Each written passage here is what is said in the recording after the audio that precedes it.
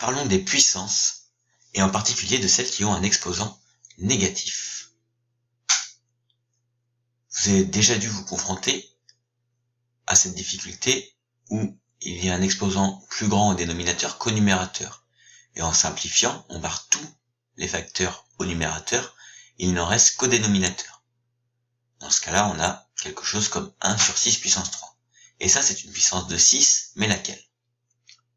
Tout d'abord, revenons aux fondamentaux. Vous savez que 9 est égal à 3 au carré, que si je multiplie 3 par 3 au carré, j'obtiens 3 au cube.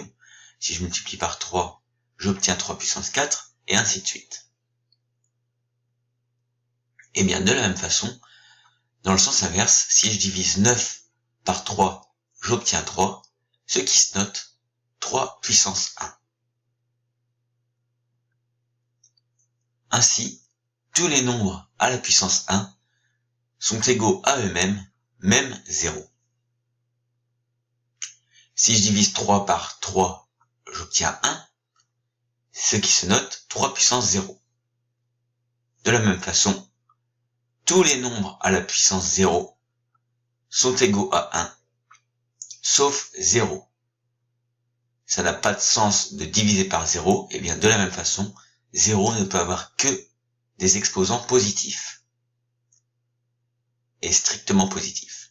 Si je divise 1 par 3, j'ai 1 tiers, ce qui se notera 3 puissance moins 1, puis 1 neuvième, ce qui se notera 1 sur 3 au carré, qu'on note aussi 3 puissance moins 2, et ainsi de suite. De façon générale,